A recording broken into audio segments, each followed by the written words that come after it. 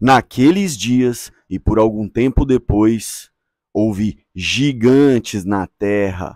Gigantes, meus irmãos, estes mesmos que ora são chamados de Néfilins, antigos deuses, eles estiveram entre nós. Muito bom dia a todos, Neto na voz mais uma vez. Excelente domingo, família, excelente mês de dezembro que está se começando agora. E como sempre, trazendo aquela palavra que traz muita sabedoria e mais que sabedoria, edifica o espírito, alimenta a alma. Começando o mês de dezembro com o pé direito, trago para vocês diretamente do livro de Gênesis, capítulo 6. Aquele capítulo que muitos cristãos deixam passar despercebido, mas é um ponto crucial na nossa história para a gente entender como os meandros do desenrolar dessa história humana nos fez chegar até aqui. Alright? Sem mais delongas, um gole no café e bora para a leitura.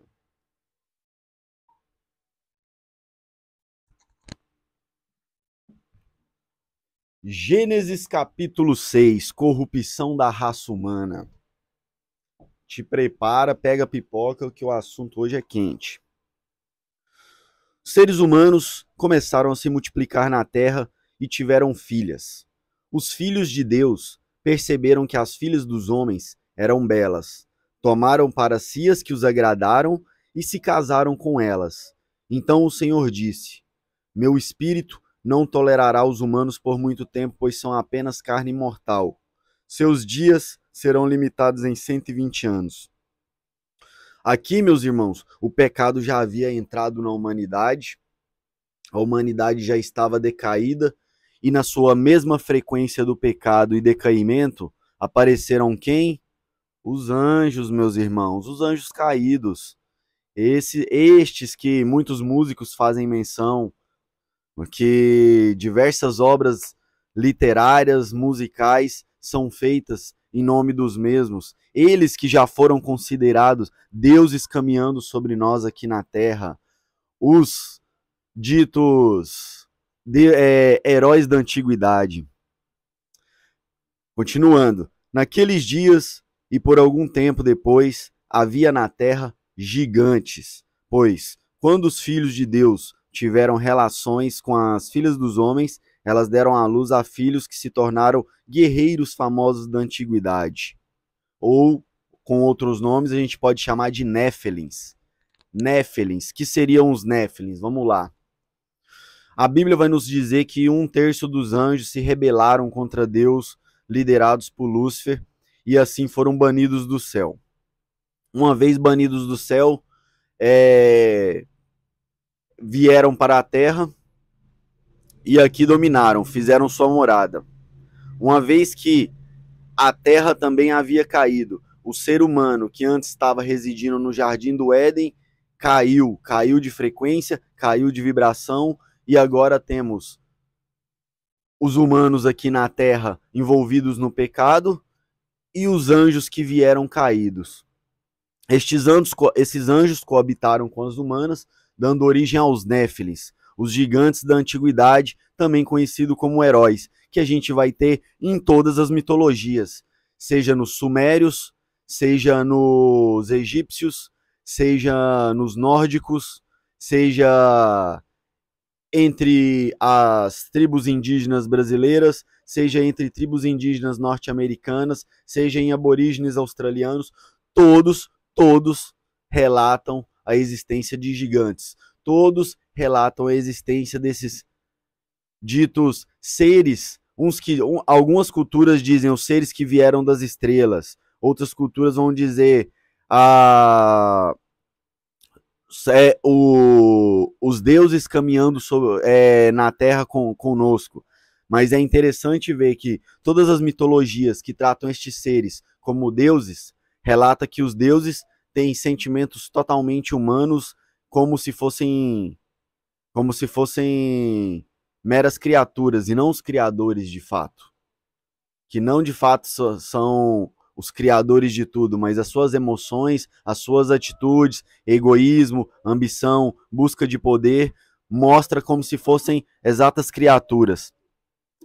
Esses Néfilins, esses anjos caídos da antiguidade, perpetuaram pela nossa sociedade e construíram uma civilização extremamente avançada, meus irmãos. Não se iludam achando que o passado era retrógrado, que o passado era primitivo, que o passado as pessoas viviam em cavernas e batendo pau na cabeça um do outro. Isso é lenda, meus irmãos. Isso é historinha da carochinha, história para boi dormir. A verdade é, os fatos corroboram para a verdade, certo? Então os fatos não mentem.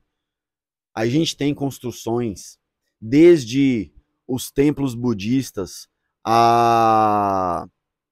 até a pirâmide de Gizé, a própria escultura, o próprio monumento de Stonehenge, aí as estátuas da Ilha de Páscoa, a cidade de Machu Picchu, a cidade de Pumapunco no Chile, construções, meus irmãos, que deixam óbvio que havia uma tecnologia da qual não obtemos hoje, havia um meio deles trabalharem, da qual não obtemos hoje, pois ambas essas construções possuem monolitos. Monolitos é o que? É uma pedra única. Monolitos que são de regiões distintas da onde foram construídas estas obras. São monolitos que foram retirados de regiões distantes. Quando a gente pega Machu Picchu e Pumapunco, foram monolitos tirados de regiões distantes e altitudes muito mais baixas, levado para altitudes de 3.000 metros e sendo usado em construções, meus irmãos, que não usava nem sequer argamassa. Construções com pedras que chegam a pesar 30 toneladas. Pedras de 30 toneladas, cortadas precisamente. Hoje em dia, a gente tem as serras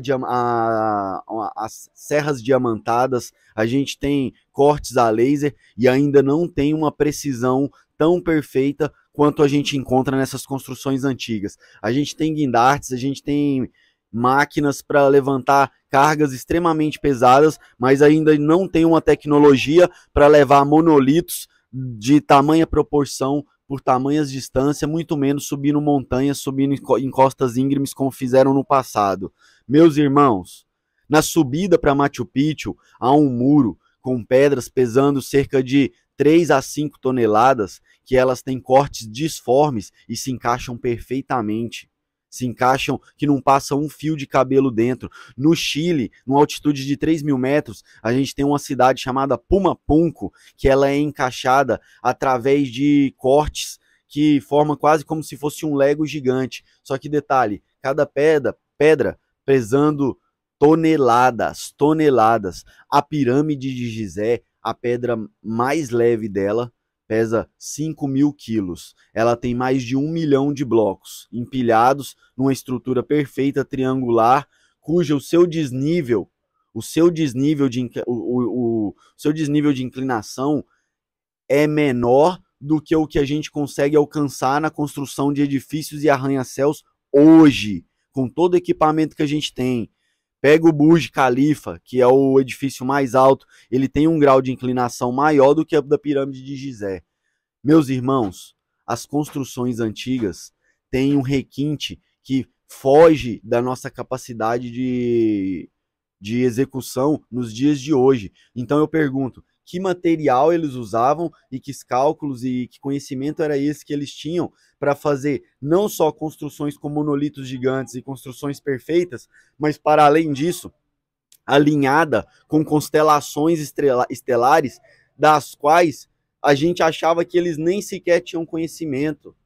Eles, além de ter conhecimento, eles fizeram essas construções milimetricamente alinhadas com constelações, com estrelas a quilômetros e quilômetros de distância daqui. Meus irmãos, a verdade é a seguinte: no passado, quando esses anjos vieram, 1/3, a gente não sabe quantos anjos tinham no céu, a gente não sabe quanto é 1/3. Mas quando eles vieram, eles trouxeram muito conhecimento. E a gente vai ver isso explicado dentro da cultura egípcia, quando a gente pega o conhecido Hermes Trismegisto, que trouxe, que é pode ser um pseudo nome para uma dessas entidades, um desses anjos caídos, mas que relata como ele veio trazendo sabedoria ao Antigo Egito, trazendo conhecimento.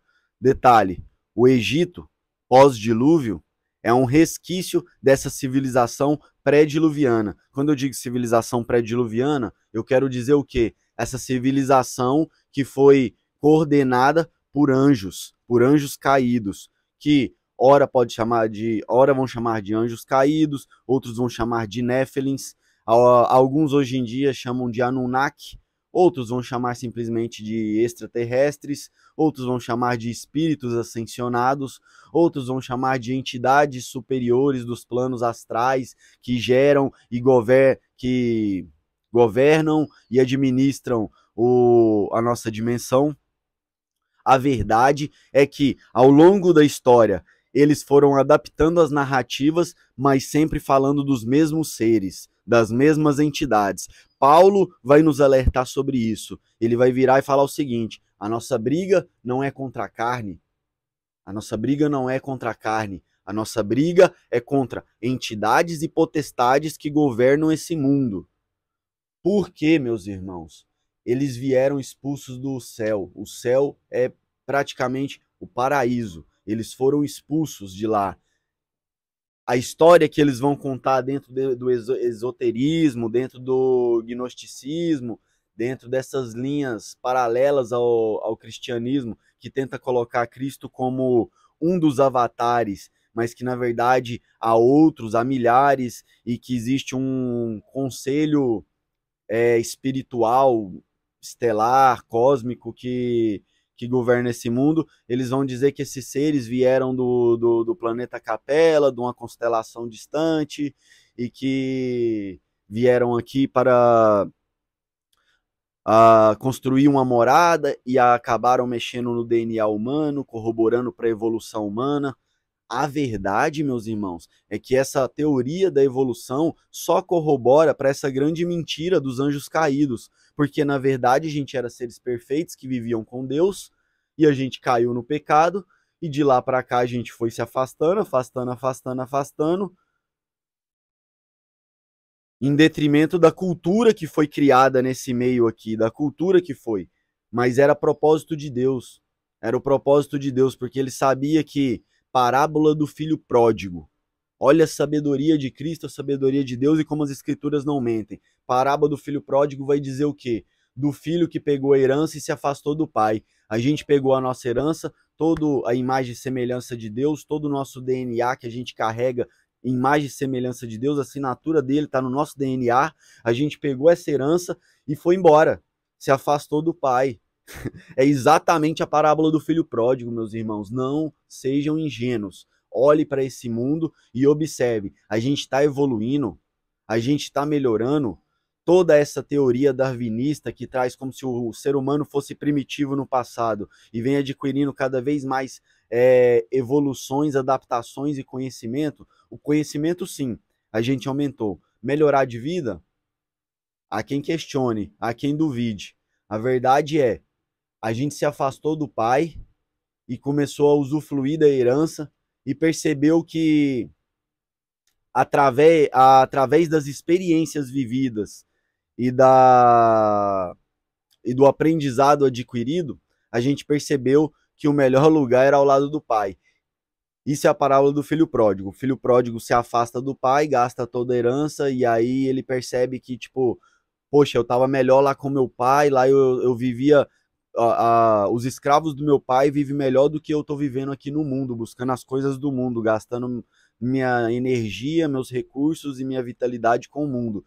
Então eu vou voltar pro pai. Quando ele volta pro pai, o pai dá uma festa, aceita ele, faz tudo de bom, e o irmão que estava lá, mas contra a vontade, se rebela com o pai e fica amargurado, fica ressentido, porque ele permaneceu ao lado do pai, mas contra a própria vontade dele. Olha a sabedoria disso, meus irmãos. Nessa parábola, Deus nos ensina o seguinte, que seja quente ou seja frio, seja bom ou seja ruim, atenda a seus impulsos, faça aquilo que o seu coração está querendo, faça aquilo que o seu coração está pedindo, pois seja pelo seu coração vibrar no conhecimento, na sabedoria, no amor do Pai, você irá aprender, você irá evoluir, ou seja, se seu coração vibrar, vamos dizer assim, o oposto do que seria o Criador, o oposto do que seria o bem, você também vai aprender pela dor, você também vai aprender pela dificuldade, você também vai aprender pela necessidade de se aprimorar diante dos problemas. Então, o que acontece?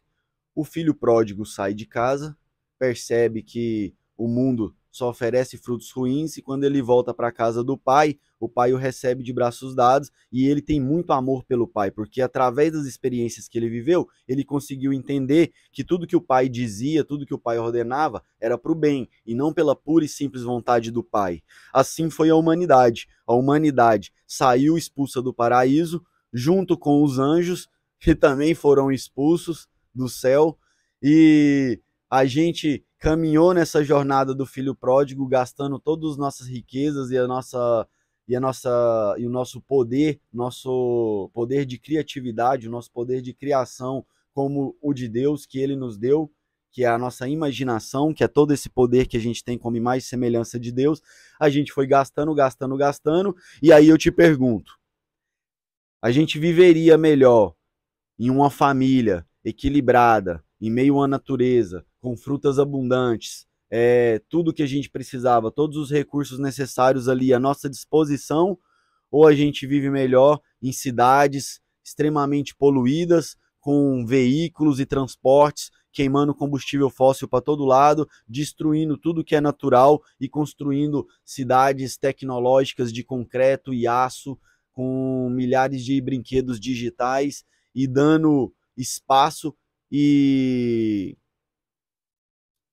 dando espaço para tecnologias não humanas cada vez mais tomarem o espaço daquilo que é natural e simples, que é humano. Óbvio que não, meus irmãos, óbvio que não. Óbvio que a gente se afastou, chafurdou na lama, tá aqui se lameando todo, e até que a gente percebeu. Só que o interessante é, a gente fez toda essa trajetória como humanidade, como coletivo, da parábola do filho pródigo. A gente se afastou. E agora é como se a gente estava lá no Jardim do Éden, a gente caiu, e aí todo esse peso, essa informação, essa dor, nos ensinou muita coisa. Só que a Bíblia vai dizer o seguinte, aqui entre nós existe o joio e o trigo. O trigo vai ser aqueles que aprendeu com tudo isso, e o joio vai ser aquele que com tudo isso aumentou ainda mais a sua perversidade, aumentou ainda mais a sua cobiça, a sua ganância.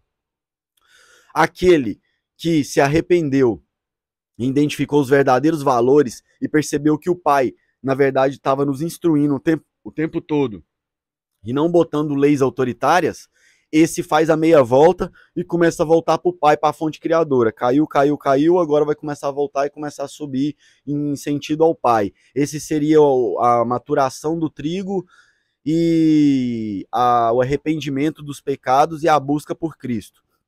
Aqueles que chegam nesse ponto e aumenta e abunda na maldade, abunda na cobiça, abunda na ganância, esses deixaram o pecado matar a sua alma, matar a sua centelha divina, aquilo que nos torna humanos, aquilo que nos torna em mais semelhança de Deus. E se tornaram algo mais parecido com o que é com o material desse mundo, algo mais denso, algo mais, vamos dizer assim, algo mais obscuro, com a vibração mais baixa. O que acontece? A Bíblia é muito clara, meus irmãos. Vai chegar um momento em que o julgamento irá acontecer e aqueles que decidiram se tornar cada vez mais obscuros, cada vez mais negativos, negando a todo conhecimento que te purifica, negando a todo conhecimento que te eleva em troca de prazeres momentâneos que só te afunda, esses vão ter o devido julgamento. Vão ter o devido julgamento. Aqui vão para o lugar destinado a essa frequência vibratória. Uma frequência vibratória desse nível tem um lugar destinado para ele, que é público, gratuito e de qualidade. Se chama Sheol, em outras palavras, o inferno. Então, meus irmãos, se estes anjos, voltando para a leitura, se estes anjos que estavam ao lado do Pai, lá no céu, Criador de todas as coisas, se deixaram levar pelo conhecimento, pela sabedoria, achando serem maiores que o próprio Criador, e quiseram criar o mundo deles, da forma deles, dos moldes dele, e o Criador falou, então vá. Assim como o pai liberou os filhos com a herança ainda em vida, Deus liberou os seus filhos com a herança ainda em vida e falou, faça o que tu queres, faça o que tu queres, mas não é que tudo é da lei, não é que tudo é permitido. Esse mundo existe equilíbrio. Se existe equilíbrio, existe lei. Não há equilíbrio sem lei. Não há equilíbrio, repito, não há equilíbrio sem lei e sem ordem. É necessário que exista lei, que exista ordem para que as coisas se organizem e se construam. Logo, existe uma lei. Se esses filhos de Deus consideram a lei injusta e quiseram criar um universo a seus próprios moldes, tá aí. Deus deu espaço para que eles buscassem e a gente buscou, a gente criou. Esses anjos vieram para cá, incentivaram a humanidade de todas as formas, influenciaram a humanidade em todos os âmbitos, criaram toda uma civilização aqui, e essa criação fez o quê? Abundou a humanidade no pecado cada vez mais, a ponto da gente chegar em qual período? No período de Noé. O que Deus vai falar é o próximo capítulo aqui, é a continuação do capítulo 6, na verdade, que aí chega a história de Noé. O que acontece? Esses anjos vieram, começaram a criar um mundo aos moldes daquilo que eles acreditavam ser melhor, em detrimento da verdade de Deus, que era quem estava com eles antes. E então o mundo se abundou no pecado, as pessoas se abundaram no pecado, a ponto de só ter a família de Noé de justo. Só tinha a família dele considerada justa nesse mundo. Então Deus mandou o dilúvio, correto? Veio o dilúvio, deu aquele reset no planeta, apagou praticamente quase todas as criaturas do mundo. A gente vai ver que sobrou a família de Noé, mas depois também a gente percebe pela leitura da Bíblia que sobrou algumas outras comunidades que ele acaba encontrando depois, e inclusive sobraram resquícios dessas civilizações antigas, desses gigantes, que a gente ainda vai ver depois Davi e Golias, tem um outro relato de um outro gigante, ou seja, o joio e o trigo ainda continuavam misturados, mas a grande parte, os grandes líderes, os grandes influencers desses anjos, desses seres que estavam aqui caídos na terra, se foram com o dilúvio, se foram assim, desencarnaram. Uma vez desencarnados, mas que a alma é eterna e que o corpo material é que morre, esses anjos já tinham sido expulsos do céu. Eles não voltaram para o céu. Eles desencarnaram e permaneceram aonde? No livro de Jó a gente tem uma pista. Quando Deus vem à terra, fala com Jó, e aí aparece Lúcifer e conversa com ele, e Deus pergunta para ele, onde você estava? Ele a vagar e a observar a humanidade. Ou seja, em espírito, eles não voltaram para o céu, mas continuaram a vagar aqui por essa humanidade, influenciando essa humanidade de todas as formas possíveis. Por que vocês acham que a Bíblia nos adverte de conversar com o espírito dos mortos?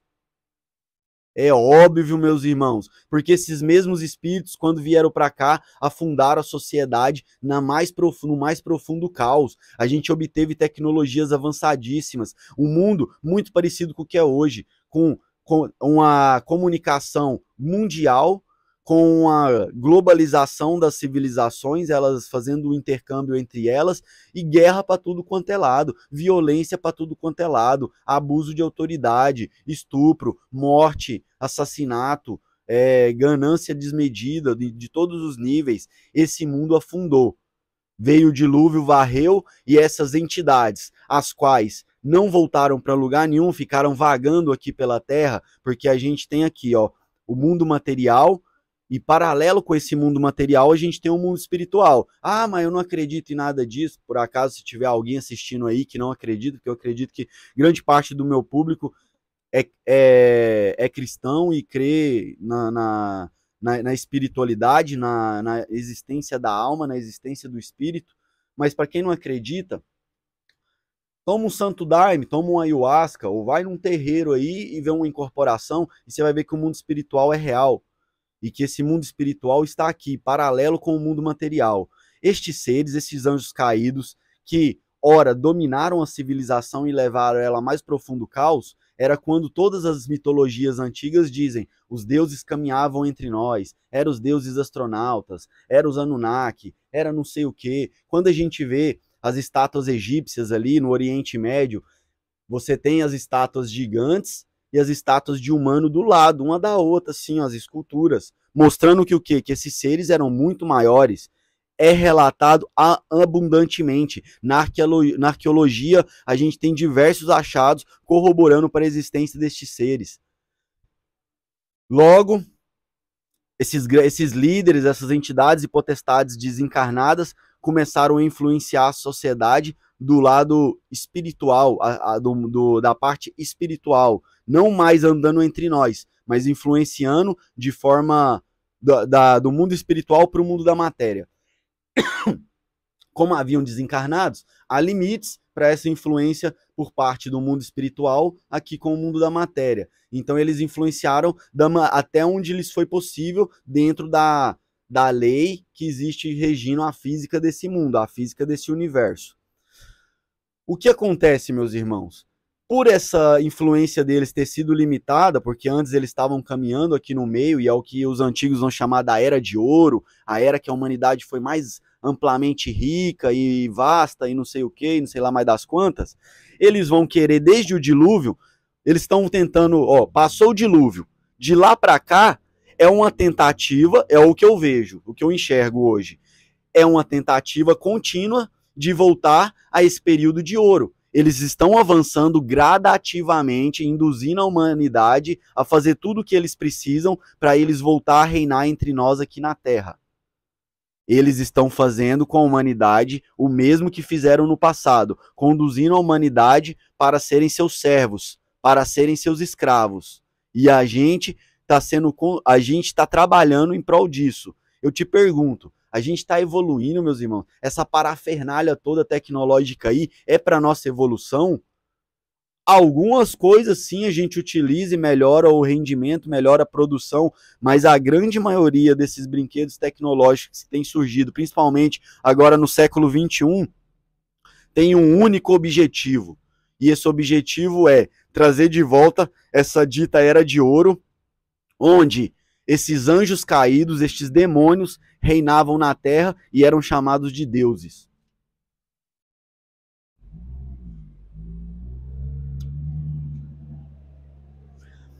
O poder deles de influência foi limitado após o dilúvio. Eles começaram gradativamente a influenciar novamente a humanidade. Chegamos no século XVIII, o que aconteceu? O advento do espiritismo. Veio o espiritismo com Allan Kardec, o movimento das cadeiras. Meus irmãos, energia e vibração. Sinta, começa a sentir as paradas, começa a olhar para aquilo que você faz e ver qual sentimento que isso te gera. Isso te gera ansiedade, isso te gera nervosismo, isso te gera paz, isso te gera calmaria. Qual a energia que isso te gera? Eu falo com propriedade como quem em algum dia, num passado, eu acreditava nessas patifarias todas e eu busquei fielmente, firmemente entender a doutrina espírita. Até que eu percebi, olha, aquele que está buscando a verdade, uma hora ele tropeça na mentira e ele percebe. Então eu chegou, depois de 6 anos, na minha trajetória espiritual, buscando entender a Deus, buscando entender o universo e vendo todas essas questões de espiritismo, eu cheguei a perceber o quão eu estava sendo enganado e o quão aquilo ali era para me ludibriar, a ponto de eu começar a questionar os espíritos que encarnavam nas sessões e questionar eles a respeito de coisas das escrituras e ver que, sabe quando a pessoa tenta ser lisa? E eu falei, caramba, que loucura, né? Que tipo, uma coisa é, não aconselho ninguém a conversar com essas entidades, isso não é legal, é difícil de desvincular de toda essa energia negativa, mas é fato, dá para conversar com essas porcarias e é intenso, ela faz você sentir às vezes como se tivesse até um poder, porque vamos dizer assim, essas entidades estão aqui vagando pelo mundo desde que o mundo é mundo e elas conhecem bem a humanidade e elas conseguem, e elas veem, elas escutam, elas sabem, mas elas não sabem o que passa no seu pensamento nem no seu coração, isso só Deus sabe. Mas elas são inteligentes, estão aqui há muitos anos, estudam há muitos anos. E eu percebi que, tipo assim, era como se fosse alguém muito safo, muito inteligente, tentando me induzir ao erro. E aí eu, caramba, que loucura isso. E então eu comecei a provocar, investigar, até que eu não tive dúvidas. E aí eu meti o pé, saí fora, vi umas coisas cabulosas, espirituais acontecendo na minha vida, e que só me deu mais força para buscar a Cristo. Agradeço ele todos os dias por isso, por ter me tirado dessa lama e dessa merda toda. Mas a verdade é essa: gradativamente a influência desses seres foi aumentando sobre a humanidade. Pós-advento espiritismo, que já começou uma influência muito mais direta por parte dessas entidades no mundo ocidental, porque na África, em alguns países orientais, já havia uma influência dessas entidades e potestades que Paulo nos alerta, através de outras práticas. Através de outras práticas. Porque a gente vai ver nascer a Umbanda, o Candomblé, o Voodoo. No budismo tibetano, eles têm uma parada com a meditação que é entrar na frequência do grande dragão que reside no interior da Terra, que eles têm a lenda de que existe um dragão no interior da Terra. Olha que coincidência engraçada, né? Que o dragão, a serpente que gospe fogo, no interior da Terra, embaixo, no Sheol. Mas enfim, quando eles se conectam com ele, eles recebem o sábio sopro do dragão, e essa sabedoria ajuda eles a transcender. Em verdade, meus irmãos, te digo que eu meditei por longos períodos, durante anos da minha vida, e ajuda você a ter mais discernimento da sua mente, mas também ajuda você a conectar com frequências mais sutis. Essas frequências muitas vezes te influenciam e você começa a ver os frutos dessa influência. E o que eu percebia, o que a minha experiência pessoal é que isso gerava um fruto que não era benigno, que era negativo na minha vida. Ele começa te dando discernimento e mais conhecimento a respeito da sua mente, de como os seus pensamentos funcionam, mas se você não direcionar, a gente facilmente cai em inspirações negativas. Aquilo que parece belo, aparece como lindo, com maior profundidade, um olhar mais criterioso, você vê que é injusto. Você vê que você está sendo ganancioso, que você está caindo na cobiça, que você está caminhando para um lado que só alimenta o seu ego. E eu, de verdade, eu só consegui quebrar essas influências, me libertar, começar a me libertar, né? Não que eu esteja liberto hoje, 100%, é uma busca contínua, mas eu comecei a me libertar de todo esse processo quando, de fato, eu me abri para Yahushua Hamashia, eu me abri para Cristo e comecei a estudar o seu evangelho. Voltando para a influência desses anjos caídos que vieram, coabitaram aqui com os humanos, dando origem aos gigantes e criaram toda essa era de ouro pré-diluviana. O dilúvio levou eles vieram voltando com sua influência cada vez maior, e aí após o espiritismo, após toda essa influência por parte espiritual, seja nas religiões de matriz africana, de matriz asiática, ou seja no espiritismo kardecista que veio para o ocidente, em todas estas culturas, estas entidades, para encarnar de volta aqui no mundo material, do qual elas desencarnaram e querem voltar a todo custo, elas precisam da autorização do ser humano no qual elas vão encarnar. E isso, o espiritismo não tem como negar, então ele próprio confessa que os espíritos querem encarnar nas pessoas porque eles querem sentir os prazeres terrenos, eles querem vir aqui desfrutar daquilo que eles desfrutavam em vida. Até aí é verdade, meus irmãos, até aí é correto. Mas para além desses espíritos que eles dizem, tem os espíritos zombeteiros, tem aqueles que querem sugar sua energia, mas tem os guias espirituais. Meus irmãos, não se iluda. A Bíblia é muito clara. Não conversará com nenhum espírito de morto ou de ninguém, algo do tipo. Não converse com esses espíritos. Porque esses espíritos, eles vêm para nos induzir justamente a doutrinas que vão levar à escravidão. Por que escravidão? Porque eles querem retornar como reis, como deuses, como imperadores aqui nessa terra.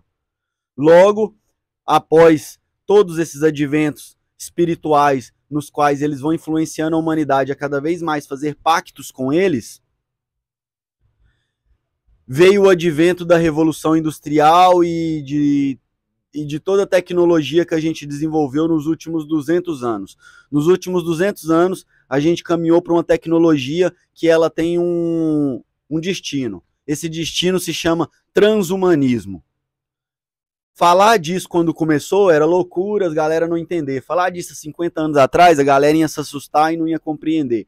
Falar disso hoje, 2024, tá claro, evidente, óbvio, e vocês vão entender. Porque o transhumanismo é uma ideia antiga, uma ideia malthusiana, é uma ideia que vem aí desses controladores do mundo, a respeito do que o homem tá sempre evoluindo. Aquela velha lorota que eu falei lá atrás, evolução, o escambau, não tem nada de evolução. A gente era perfeito no Jardim do Éden em comunhão com o Pai. A gente caiu. A gente agora tá voltando, a gente precisa voltar. A gente entendeu que não deu certo, que deu merda e precisa voltar. Mas com esse papinho de que o ser humano tá sempre evoluindo, chega no transhumanismo, que é o quê? Não, a gente precisa continuar evoluindo. Não agora de forma natural. A nossa inteligência chegou num nível avançado de construir aparelhos mecânicos e digitais que dá para fundir com o natural humano. E eles querem fundir o homem com a máquina. Meus irmãos, não se deixe enganar. Isso tudo tem um propósito: te escravizar cada vez mais, voltar para a Era de Ouro, fazer da humanidade um grande balaio de escravos dessas entidades e potestades que um dia reinaram aqui como deuses. Só que agora não mais pedindo autorização para possuir seu corpo, mas possuindo ele a bel prazer e comandando ele quase que via wireless, com um chip na sua mente, com mecanismos, com grafeno no seu corpo, com uma série de nanotecnologias induzidas para justamente te programar. E um assunto até para outro vídeo que entra aqui nesse contexto é a questão dos parasitas, como os parasitas são fundamentais nesse controle da humanidade. Mas enfim, voltando para as tecnologias e para o transhumanismo, toda essa falsa evolução do homem só vem caminhando para uma evolução, a evolução de aparelhos tecnológicos para receber entidades e potestades que já governaram esse mundo no passado e eram considerados deuses. Lembre-se sempre, Deus com D minúsculo, não tem nada de Deus, são demônios. Mas esses demônios querem voltar, querem governar de novo aqui. Como? Volto a repetir, desde o dilúvio, vem gradativamente aumentando a influência sobre a humanidade, cada vez de formas mais abrangentes e mais totalitárias. O auge deles é através da IA, através da robótica, através da nanotecnologia, vão nos fundir com a máquina. Elon Musk já fala isso, que a inteligência artificial é tão perigosa que se a gente não se fundir com ela, o ser humano vai ficar obsoleto.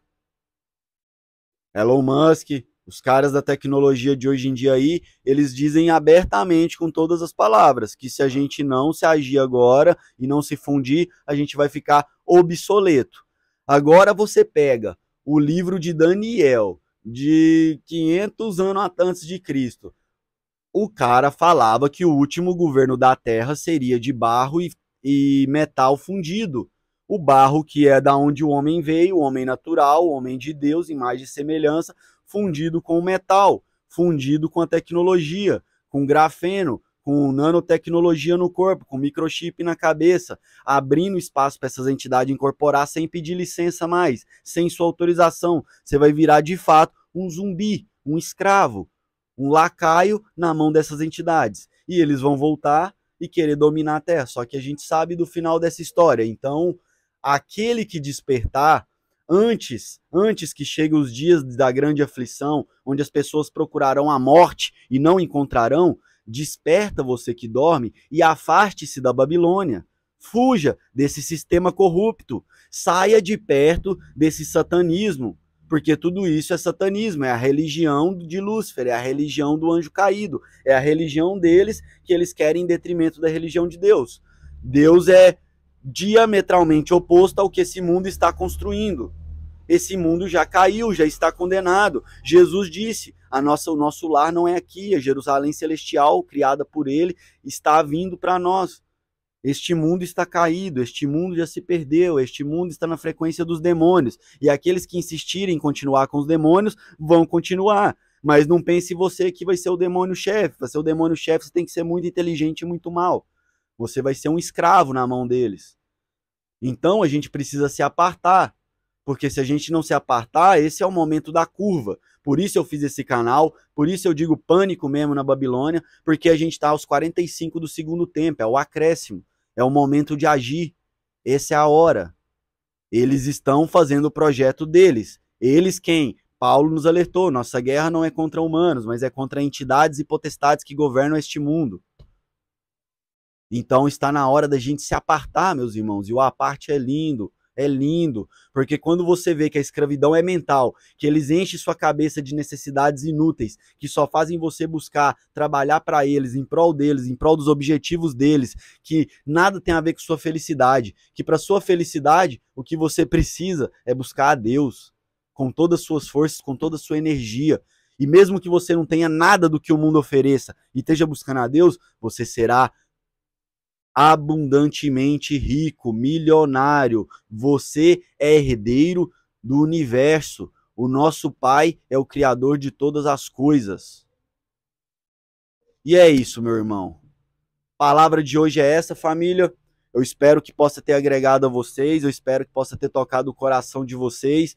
Dezembro está só começando e eu quero trazer esse mês agora assuntos mais, vamos dizer assim, turn points, pontos de virada. Eu quero trazer uns assuntos que estão extremamente consolidados na mentira humana, nessa mentira Nephilim, nessa mentira dos anjos caídos. Porque a gente sabe, né, quem é o pai da mentira?